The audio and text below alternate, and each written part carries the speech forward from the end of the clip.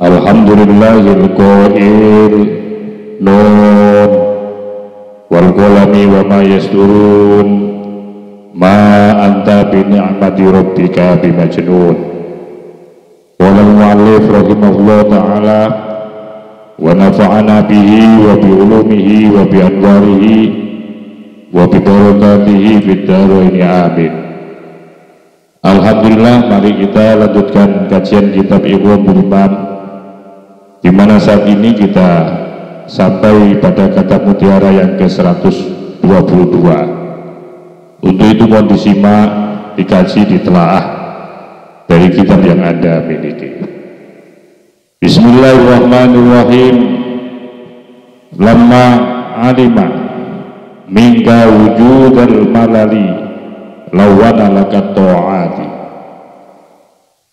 Lamma alima, ketika mengetahui ya Allah minta terhadap dirimu wujudal malali, akan adanya kebosanan-kebosanan, lawana, maka kemudian memberikan variasi, memberikan warna-warni ya Allah laka kepadamu atau hati akan ketaatan-ketaatan. Artinya bahwa ketika Allah mengetahui seorang hamba sudah mengalami masa bosan, seorang hamba sudah mengalami yaitu masa di mana dia merasakan hatinya itu muncul kebosanan di dalam melaksanakan ibadah ini. Karena memang salah satu ciri atau jiwa seseorang itu memang akan mengalami bosan memang dalam hidup ini. Jadi ketika Allah telah melihat pada diri seorang hamba mulai muncul kebosanan-kebosanan atas rutinitasnya, atas keistiqomahannya, ya, itu sudah dilihat oleh Allah, dan itu muncul ya pada setiap hamba yang ketika melaksanakan ibadah-ibadah rutin itu dilihatnya mulai muncul bosan. Itu diketahui oleh Allah Subhanahu wa ta'ala, agar supaya hamba ini tetap berpacu, hamba ini agar supaya tetap istiqomah, hamba ini agar supaya tetap menjaga akan ketaatan demi ketaatan, terutama hal-hal yang terkait dengan perintah yang menjadi hukum wajib ini, agar supaya jangan sampai hamba ini meninggalkannya, agar tetap semangat di dalam melaksanakan rutinitas kewajiban-kewajiban ini. Maka oleh Allah Subhanahu wa ta'ala diberikanlah variasi-variasi di dalam ibadah ini, karena memang Allah tahu sifat, ya, sifat dan ciri khas jiwa manusia, terutama nafsu, itu bosan banget. Nafsu itu bosan kepada keistiqomahan itu. Jiwanya manusia itu selalu bosan untuk menerima keistiqomahan itu, rutinitas itu. Maka karena Allah tahu bahwa engkau itu terlihat mulai bosan terhadap apa itu, terhadap setiap apa yang menjadi perintah Allah dari kewajiban-kewajiban dalam ibadah ini, maka oleh Allah biar tetap istiqomah, biar tetap bertahan, jangan sampai putus asa, jangan sampai putus ibadahnya, oleh Allah tidak dibuat terus menerus. Satu misal, Allah tidak terus menerus mewajibkan orang sholat, sehingga sholat itu pun ada waktu-waktunya kan. Tidak seluruh waktu, ya, satu hari ini hanya untuk sholat doang. Begitu juga dalam satu hari ini, waktu demi waktu juga tidak diperintahkan untuk terus membaca Al-Quran. Karena apa? Karena Allah tahu ketika seorang hamba, nafsumu itu loh, jiwamu itu loh, kalau diberikan ibadah yang terus menerus tanpa henti, itu pasti akan mengalami kebosanan. Dan bahayanya kalau sudah bosan nanti maka akan melahirkan kemalasan-kemalasan dan keputusasaan.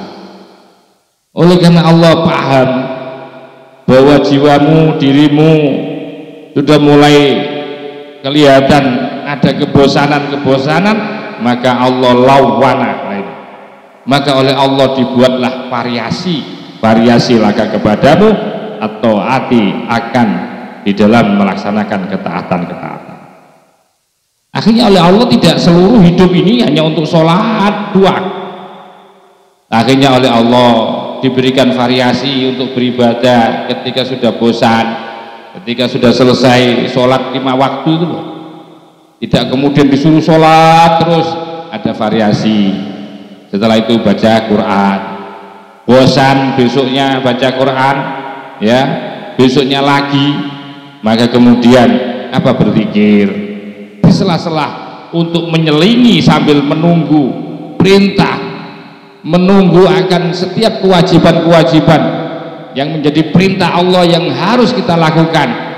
Maka oleh Allah dibuatlah ibadah-ibadah yang bervariasi sehingga tidak menimbulkan kebosanan-kebosanan. Kultu, saya katakan min karomihi ta'ala, sebagian daripada kedermawanannya Allah, saya artikan kedermawanan ta'ala halimaha, agung Allah, wa husni ikhtiyarihi, dan sebaik pilihannya Allah laka kepadamu ayyuhal abdu, wahai seorang hamba, annahu, sesungguhnya Allah lama alima, ketika mengerti atau mengetahui ya Allah, annaka, sesungguhnya engkau la takdiru, tidak mampu, siapa engkau, antasbiro, untuk bisa sabar, anhu, kepada Allah, asyhadaka, maka kemudian Allah menghadirkan kepadamu sesuatu baroza yang tampak, yama minhu, dari Allah. Dan ini ada kaitannya dengan narasi pada kata mutiara ke 121. Jadi ketika Allah mengetahui bahwa ketika seorang hamba sudah mencapai ya tingkatan spiritual, makom spiritual yang sudah tinggi di makom ma'rifah, hampir seluruh keinginan orang-orang yang sudah di level ma'rifah, level hakiko itu, mereka ingin bertemu Allah. Dan tentu pengen bertemunya itu tidak hanya sekedar pengen bertemu, tapi pengen melihat Allah. Ya. Jadi ini diulang narasinya. Jadi Allah tahu bahwa kamu sudah tidak sabar. Ya, la takdiru antasbiro. La takdiru, tiada sabar siapa engkau, antasbiro, ia akan sabar ia engkau, anhu, untuk bertemu Allah, untuk melihat Allah. Maka oleh Allah diberikan asyhadaka, maka oleh Allah kemudian menghadirkan, mempersaksikan ya Allah kepadamu sesuatu baroza yang muncul dari ciptaan Allah itu loh. Allah akan menghadirkan sesuatu yang bersumber dari Allah, ma baroza minhu. Berupa apa itu? Yaitu berupa makhluk alam semesta ini. Jadi agar supaya kamu itu paham bahwa sesungguhnya Allah itu juga masih bisa disaksikan, sekalipun tidak secara langsung eksistensi Allah, tapi engkau bisa menyaksikan akan apa? Ma baroza minhu, sesuatu yang didatangkan oleh Allah, segala sesuatu yang diciptakan oleh Allah ini kan sesungguhnya sumbernya dari Allah. Cukuplah kamu, aku perlihatkan itu. Walamma alima, nah, walamma alima, dan ketika sudah mengetahui siapa al-haqu, yaitu Allah yang maha hak, subhanahu halimah, suci Allah, annaman, akan, atau bahwasanya, akan bahwasanya, anna min ibadihi, ini salah saya, anna min ibadihi, bahwasanya sebagian daripada hamba-hamba Allah, Man, siapa orang layak diru yang tidak mampu, ya man tidak mampu ayyashadahu, yaitu menyaksikan, ya manhu kepada Allah, bima terhadap sesuatu baroza yang muncul minhu dari Allah, asywalahu, maka kemudian Allah menjadikan sibuhu kepada man bi khidmati, untuk berkhidmat ia man. Nah ini ketika Allah subhanahu wa ta'ala mengetahui bahwa kamu sudah tidak sabar ketika sudah di makom ma'rifah, pengen langsung bertemu Allah, tapi oleh Allah kemudian dihadirkanlah ciptaan-ciptaannya ini. Dan ketika Allah juga sudah mengetahui dari sebagian hambaku ini loh, dari sebagian hamba-hambanya itu, yaitu apa? Orang yang tidak mampu untuk menyaksikan. Ya, pada levelnya kan juga ada orang yang, jadi artinya Allah juga tahu pada sebagian hambaku itu juga ada di level di mana dia tidak mampu untuk menyaksikan Allah melalui apa itu? Melalui fima baroza minhu, melalui atau fima terhadap sesuatu baroza yang muncul apa ma minhu dari Allah, juga tidak mampu menghadirkan Allah ketika Allah mempersilakan untuk menyaksikan akan ciptaan-ciptaannya. Mereka sebagian hamba itu masih juga belum bisa menghadirkan Allah, maka oleh Allah subhanahu wa ta'ala aswalahu, maka Allah menyibukkan, memberikan kesibukan ya Allahu kepada man bi khidmatihi, untuk berkhidmat kepada Allah. Ya ini kan, karena pada di level ini juga ada sebagian orang yang tidak mampu untuk menyaksikan, ya, menyaksikan manhu kepada Allah fima baroza minhu tadi loh, terhadap apa yang muncul dari Allah, maka oleh Allah aswalahu bi khidmatihi, maka oleh Allah dibuat sibuk hanya untuk berkhidmat, ngeladen saja kepada Allah, ya, beribadah saja lah, ya, beribadah saja, menjalankan perintahnya, menjauhi larangannya, gitu aja sudah. Jadi kamu ketika sudah tidak mampu untuk menghadirkan Allah melalui ciptaan-ciptaannya ini, cukuplah kamu itu gak usah merenung itu, cukup ibadah saja, cukup laksanakan perintahnya, jauhi larangannya, begitu saja. Nah, walamma alima annahu, lah ini ternyata ketika menjadi khidmat, menjadi orang yang laden hanya sebagai abid. Nah ini kan walamma alimal haqqu subhanahu anna min ibadihi tadi, ternyata walamma alima, dan ketika mengetahui ya Allah annahu, sesungguhnya sebagian hamba yang ngeladen itu, yang hanya menjalankan perintah, menjauhi larangannya itu, jadi sudah tidak bisa menghadirkan Allah melalui ciptaannya, nggak bisa, akhirnya hanya diperintah untuk ngeladen, untuk menjalankan perintahnya saja, menjauhi larangannya. Ketika itu juga, ketika di level ini hanya melaksanakan perintah dan menjauhi larangannya pun, di level hanya sebagai berkhidmat kepada Allah, ternyata juga annahu rubama yamulu, annahu sesungguhnya hamba itu rubama kadang-kadang malayamulu, yaitu bosan siapa hamba min khidmatin wahidin, yaitu dalam bentuk berkhidmat yang satu, berkhidmat ibadah yang satu itu loh, hanya disuruh menjadi hamba yang berkhidmat, sholat kok, ya, itu juga akhirnya diperhatikan juga oleh Allah. Ternyata juga kamu akhirnya muncul kebosanan. Walamma alima, dan ketika Allah tahu annahu sesungguhnya hamba rubama yamulu, mohon dikoreksi ini ketika apa yamulu apa yamilu, ya, ya, antara ada yamulu, kalau saya condong kepada yamulu artinya yaitu apa bosan, ada yamilu mungkin artinya condong.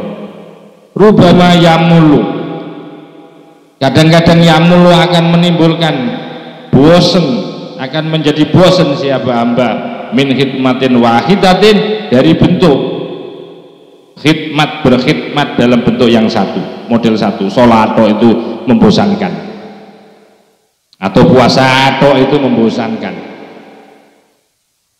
Maka kemudian lawana, kemudian Allah membuat variasi lahu pada man, ta'atahu akan bentuk ketaatannya kepada Allah, taatnya kepada Allah. Oleh karena ditengarai bahwa hamba itu ketika berkhidmat pun itu akan merasakan kebosanan, akan merasakan ya bosan, akan merasakan bosan ketika diberi ibadah satu, model satu. Maka oleh Allah lawana, memberi variasi, ya Allah lahu kepada siman ta'atahu, akan ketaatannya kepada Allah. Akhirnya oleh Allah dibuat variasi ibadah itu.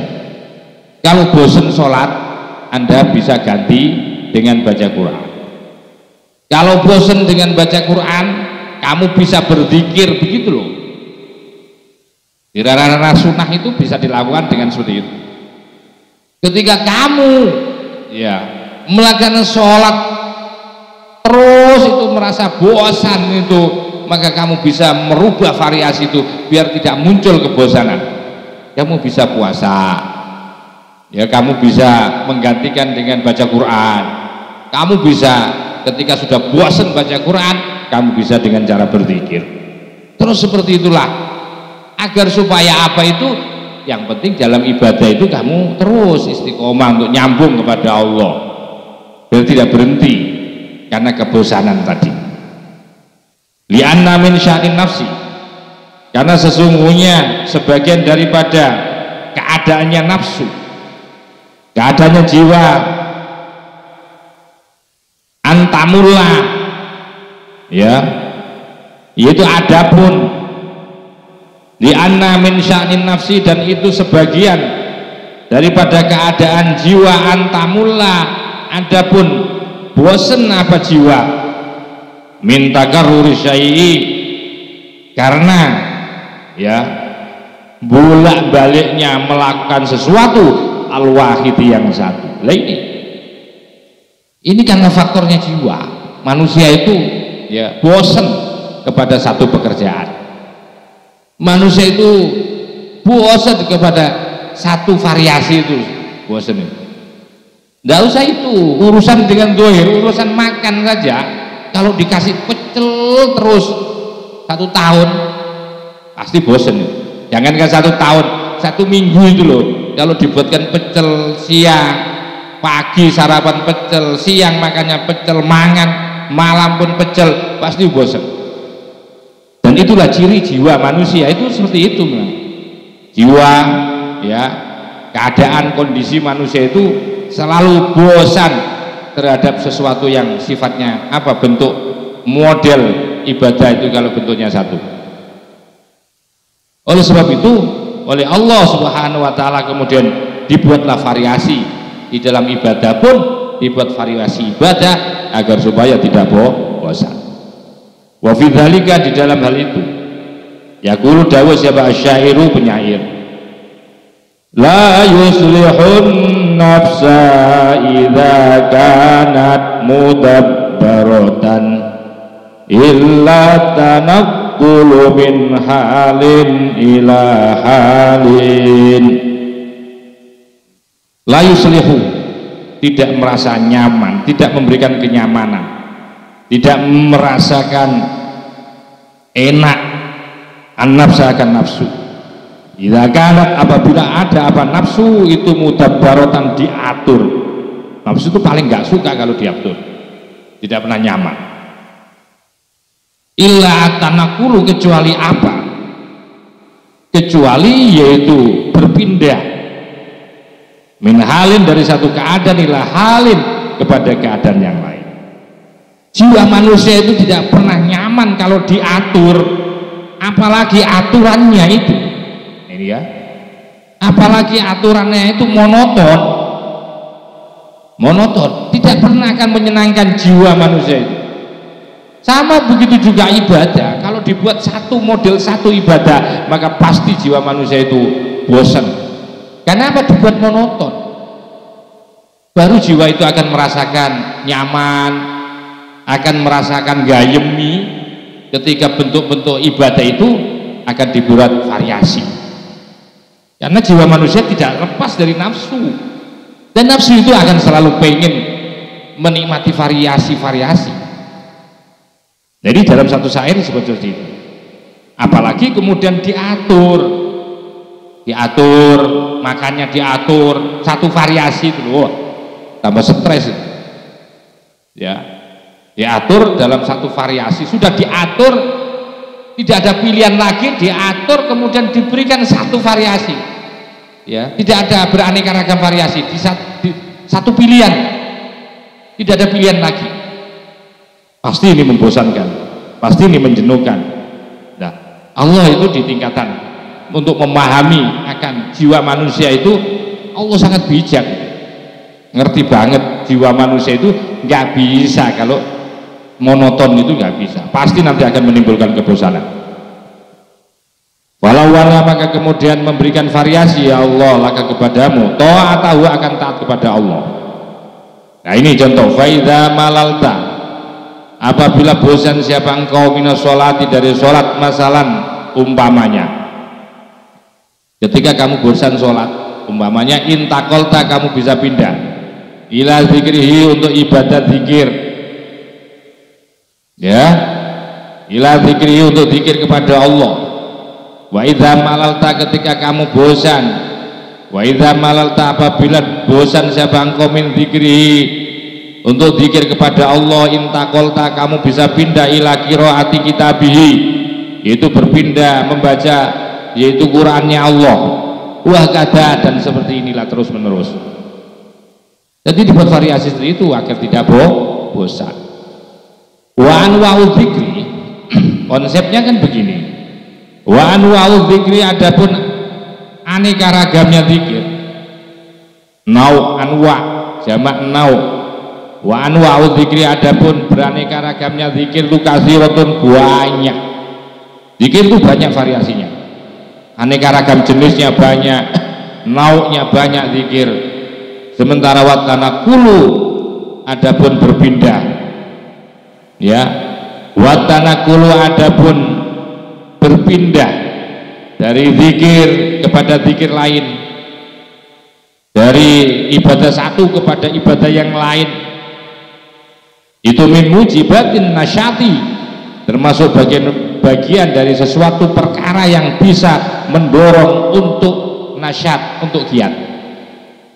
Jadi diberikan tanakul, perpindahan beraneka ragam, itu namanya tanakul, berpindah satu ibadah dengan ibadah yang lain, berpindah dari variasi ibadah ke variasi ibadah yang lain.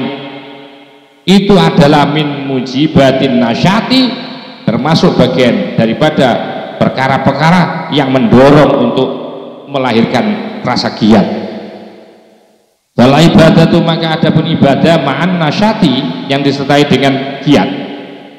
Walau kolak sekalipun sedikit, walau kolak sekalipun sedikit, apa ibadah itu a'dhama, lebih agung, lebih besar minal ibadati, dibandingkan ibadah ma'al kasli, disertai dengan kemalasan. Wa in kasurat, sekalipun banyak yaitu ibadahnya. Artinya bahwa ibadah yang disertai dengan apa namanya, giat, dengan semangat, sekalipun sedikit tapi semangatnya luar biasa, sedikit tapi semangatnya luar biasa, itu masih lebih utama loh, lebih agung dibandingkan ibadah malas, ibadah yang disertai malas sekalipun banyak, ya. Sekali ibadah itu, jadi begitu kalau sudah senang ibadah puasa itu puasa terus nggak ada tintinnya. Tapi begitu nggak puasa, begitu berhenti, dia juga berhenti untuk selamanya. Ini yang nggak benar. Jadi ibadah itu yang penting dawam, istiqomah, nggak perlu banyak. Makanya ibadah yang disertai dengan kegiatan, semangat sekalipun sedikit itu jauh lebih utama, agung dibandingkan ibadah yang disertai malas sekalipun banyak. Karena begini ibaratnya, laisal ibrotu, laisa tidak ada apal ibrotu, sebuah ungkapan, laisal ibrotu bikasrotil hissi, begitu.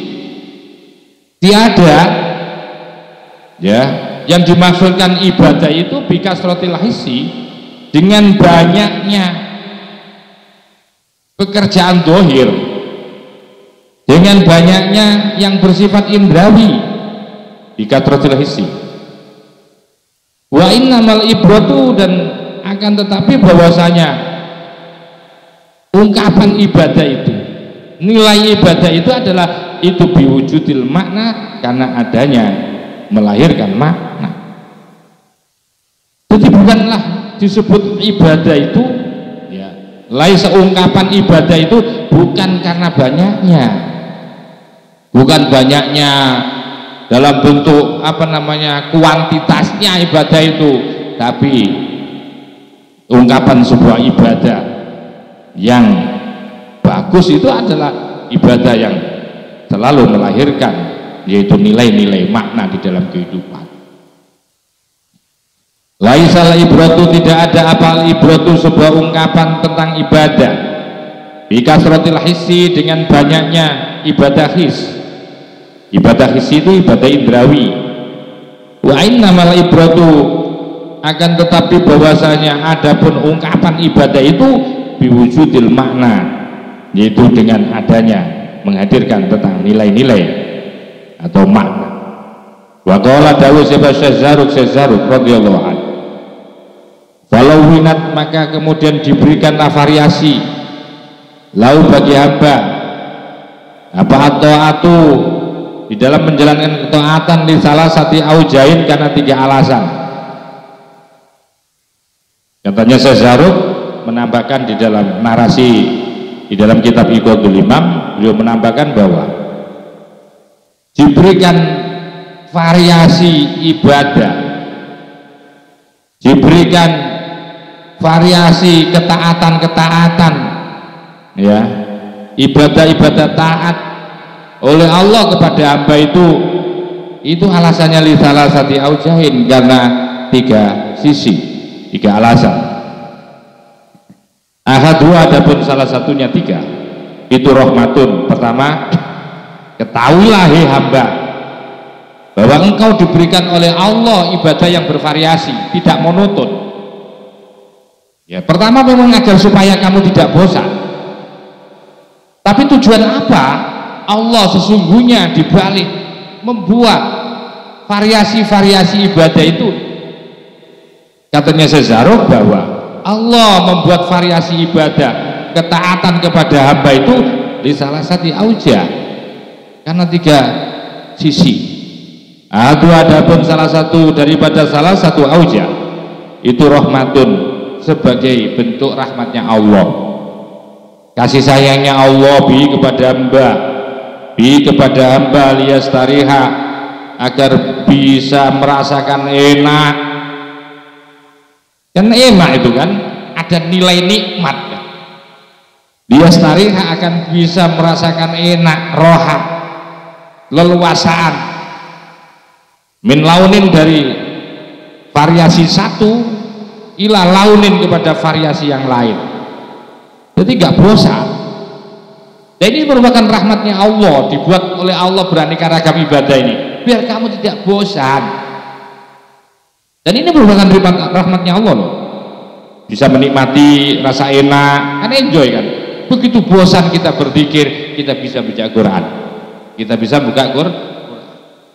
Begitu sudah bosan, satu misal ibadah baca Quran bosan, zikir bosan, sholat juga bosan, ya, maka kamu bisa melakukan ibadah-ibadah sosial.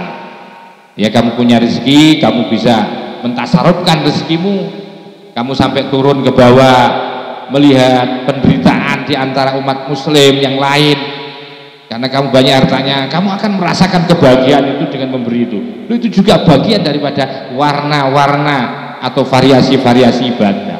Bisa dengan ibadah sosial juga. Asani yang kedua, iqamatun bil mahajjati alaihi. Nah ini untuk menegakkan lil mahajjah alaihi atas hamba. Itlah udro, karena tidak ada alasan lahu bagi hamba fitarki meninggalkan.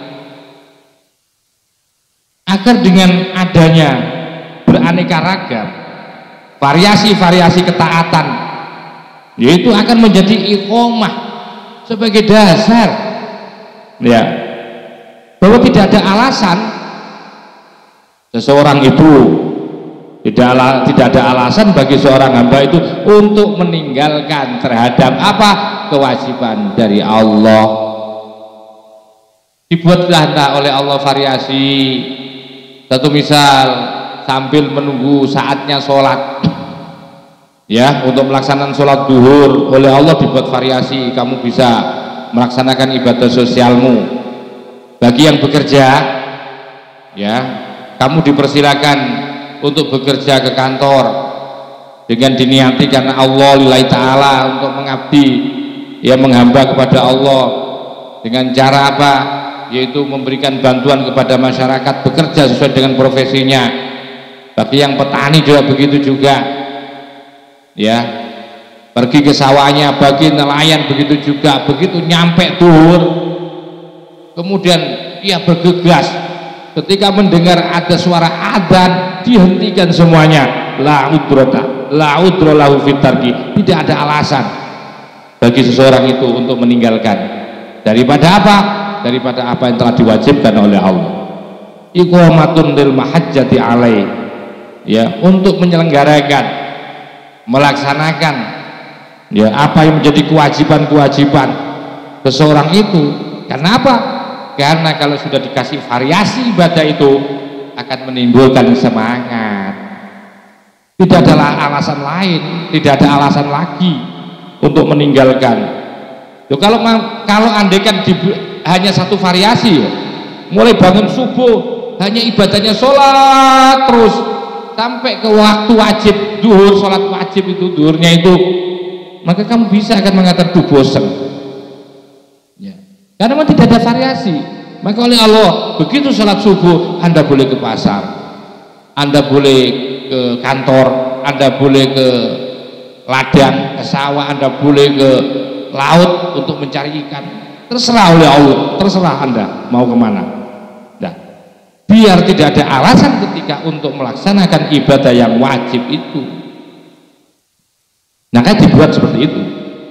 Azalisu yang ketiga, liusabbita lahu, liusabbita, agar supaya menjadi tetap kuat, menjadikan kuat lahu bagi hamba apa anisbatu, keterkaitannya, hubungan bil amali, di dalam beramal, biwujudi takhiri, karena adanya pilihan-pilihan fil jumlati, di dalam atau secara keseluruhan. Yang ketiga adalah, ya, diberikan aneka ragam variasi oleh Allah, ya, dalam bentuk ketaatan-ketaatan ini. Ibadah-ibadahmu dibuat variasi oleh Allah itu. Nomor tiga alasannya adalah liyusabbita lahun nisbah, agar supaya menjadikan kuat, yusabbit, kuat, kokoh, lau bagi hamba apa nisbatu, keterkaitan, hubungan bil amali, di dalam ibadah, biwujuhi tahyiri, melalui, yaitu beraneka ragam, melalui sisi-sisi memilih, diberikan pilihan-pilihan itu, artinya agar supaya kuat hubungan ibadah satu dengan ibadah yang lain itu kuat, ya, untuk menguatkan liyusabbita lahun nisbatu fil amali biwujudi tahyir, agar menguatkan ibadah yang memang menjadi wajib, menjadi perintahnya Allah. Ketika kamu dikasih variasi, ya, dengan ibadah baca Quran, diberi variasi, bisa dzikir, kamu tidak terus disuruh sholat. Nah, kenapa kemudian dikasihkan variasi-variasi ibadah itu nanti biar akan terjadi akan melahirkan kekuatan di dalam jiwamu, kamu bisa mentalokkan, bisa menisbatkan, bisa menghubungkan, ya, agar supaya kuat hamba itu an-nisbatu fil amal, ya, yaitu an-nisbatu fil amal. Ketika mengaitkan dengan ibadah lain itu, ya, dengan cara diberikan pilihan-pilihan biwujudi tahir tadi loh, diberikan pilihan-pilihan agar supaya kuat untuk melaksanakan sholatnya, agar supaya kuat orang itu untuk melakukan apa yang diperintahkan oleh Allah, gitu loh. Nanti ada hubungannya gitu. Jadi ibadah satu dengan ibadah yang lain itu saling menguatkan, nah gitu, saling menguatkan agar supaya menjadi kuat hamba itu dengan diberikan hubungan amal ibadah di dalam memilih, ya, pilihan aneka ragam oleh Allah, aneka ragam ibadah yang disuguhkan oleh Allah fil jumlati, di dalam keseluruhannya. Batak malu maka kemudian menjadi sempurna.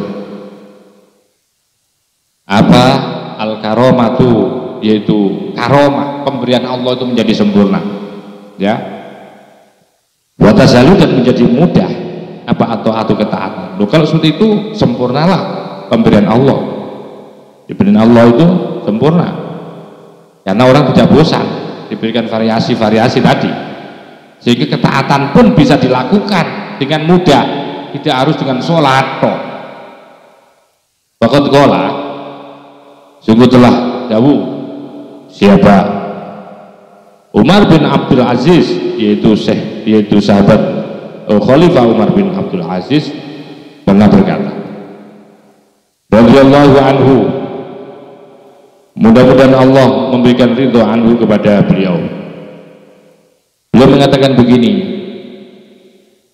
idza wafaq, apabila sudah cocok, ngepasi apa al-haqqu, sebuah kebenaran, apabila pas apa al-haqqu, kebenaran, pas hawahu, al-hawa, terhadap keinginan, fadzalika, adapun tawafuq, yang ngepasnya itu apa asyhadu madu bizabati, dengan busa. Jadi apabila bercampur antara kebaikan, wafaqah juga bisa diartikan bertemu, itu karena dia kan bercampur kan. Idza wafaqah, apabila sudah bercampur apa al-haqqu, kebenaran, al-hawa, dengan hawa nafsu, fadzalika, maka ketika sudah terjadi tawafuk itu, fadzalika, maka adapun tawafuk apa asyhadu madu bizabati, dengan yaitu busa. Jadi ibaratnya seperti campurnya madu dengan busa, ya. Ketika apabila sudah kebaikan bercampur, bertawafuk dengan hawa nafsu, maka ibaratnya seperti madu bercampur dengan busa. Waman saro, nah ini akan membuat satu kiasan-kiasan, ya. Jadi itu tadi kalau diistilahkan dalam ilmu mantek itu sebuah qadiyah, sebuah pernyataan, ya, pernyataan atau proposition. Nah kemudian untuk dibuktikan, waman, adapun barang siapa itu sara, berjalan siapa man ilallahi, kepada Allah, itabihi, melalui tabiatnya man, kanal wusulu, maka ada sampainya itu akroba, lebih dekat, ilaihi, bagi man, min tabihi, daripada tabiatnya man. Artinya barang siapa yang berjalan menuju Allah, ya, bitabihi, melalui tabiat atau fitrahnya man, fitrah baiknya, fitrah yang baik ini tabiatnya, maka ada sampainya itu lebih cepat, lebih dekat, ya, ilaihi, yaitu kepada man min tabihi, dibandingkan, yaitu apa? Dibandingkan dengan tabiat itu sendiri, tabiat itu, karakter itu sendiri. Jadi orang yang berjalan menuju Allah dengan menggunakan karakter tabiatnya yang baik, jadi istilahnya begini, nafsunya mampu ditundukkan lah. Jadi memang nafsu itu ketika sudah bisa ditundukkan kan bisa nanti diarahkan untuk bisa mendekat kepada Allah. Jadi barang siapa yang berjalan menuju Allah dengan nafsunya, ditopi dengan karakternya, hanya nafsu ini sudah ditundukkan, ini sudah menjadi karakter baik ini. Ketika orang berjalan menuju Allah dengan nafsu, tapi nafsu yang sudah tunduk untuk diarahkan menuju kepada Allah, kanal wusulu aqraba ilai, maka sampainya itu lebih cepat ilahi terhadap mamrin tabi'i dibandingkan tabiatnya, karakternya itu sendiri. Wa man saro, dan barang siapa yang berjalan ilallahi kepada Allah bi mukhalafati tabi'ihi, dengan melalui yaitu menentang akan nafsunya, man, kanal wusulu, maka ada sampai ilaihi kepada Allah biqadri bu'dihi, dengan ukuran sejauh mana kadar jauhnya man antabihi dari karakternya man.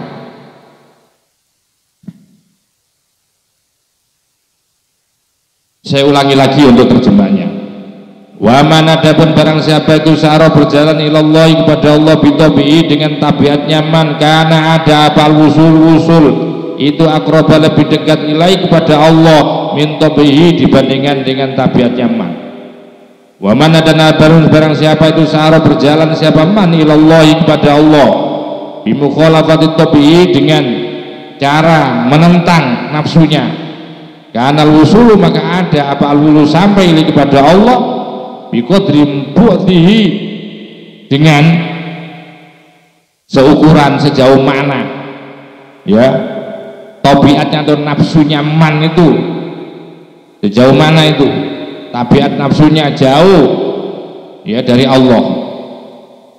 Kalau memang nafsunya itu jauh dari Allah, tentu akan menjadi jauh. Jadi tergantung kepada potensi-potensi nafsu itu. Jadi barang siapa berjalan kepada Allah bimukhalafati tabi'i dengan cara menentang, mukhalafah, melawan terhadap nafsunya, maka kanal wusulu maka ada sampai ilai kepada Allah itu biqadri bu'di, sesuai dengan seberapa kadar jauhnya man. Jauhnya man tadi antabi'i dari nafsunya man tadi. Kalau memang nafsunya itu jauh, maka tentu jauh dari Allah. Nah, di sini nafsunya itu masih belum bisa dikendalikan. Jadi dia berjalan menuju Allah dalam kondisi melawan hawa nafsu gitu. Begitu maksudnya. Jadi ada kan orang berjalan beribadah kepada Allah, apa dipaksakan, dipaksa nafsunya biar tunduk. Lah di sini ada terjadi peperangan ini. Peperangan yang terjadi. Umpamanya dalam keadaan sering marah orangnya, beribadah sering marah-marah, sejauh mana dia? Apakah bisa menghentikan marahnya? Apa bisakah ia mematikan marahnya? Loh, kalau dia tidak bisa, maka semakin jauhlah dari Allah kan. Jadi semakin jauh ketika dia berusaha memerangi marah, tapi justru kalah dengan marahnya, maka semakin jauh dari Allah. Ya, ketika berjalan ibadahnya itu dengan melawan nafsu itu berat seperti itu. Nah, yang di atas tadi berjalan menuju Allah itu dengan melalui nafsunya yang bisa tunduk, yang sudah tunduk. Wa mata yasihu bu'duhu an tabihi, wa mata dan kapan yasihu dianggap sah ya boleh apa bu'duhu jauhnya nafsu ya an tabihi dari tabiatnya man. Wal maqsudu adapun yang dimaksud innama huwa bahwasanya huwa adapun al itu muwafaqatul haqqi, muwafaqah mensepakati al haq kebenaran, la mukhalatan nafsi, bukan menentang nafsu. Jadi di dalam perjalanan ibadah itu bukan melawan nafsu begitu loh, tetapi bagaimana kita itu di dalam ibadah nanti bisa ketemu dengan Allah, ya. Sampai nafsunya pun itu dibuat kendaraan, karena ibadah sampean itu bukan ibadah melawan nafsu, tapi ibadah kita itu menuju kepada Allah, ya. Bukan ibadah melawan nafsu loh ibadah kita. Ibadah kita menuju kepada Allah. Lah nafsu juga kita gunakan kalau bisa diambil potensinya untuk berangkat menuju Allah.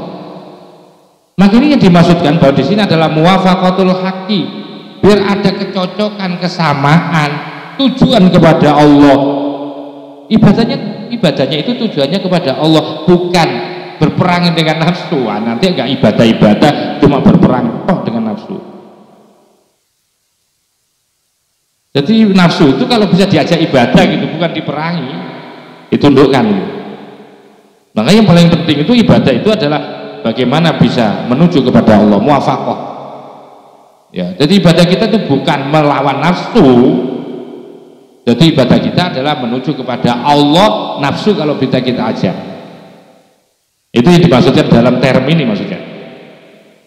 Wa syawahidus sunnati, sementara dalil-dalil yang sudah terrekomended di dalam hadis Nabi itulah takhfa, sudah tampak jelas. La takhfa itu kan tidak samar, artinya jelas.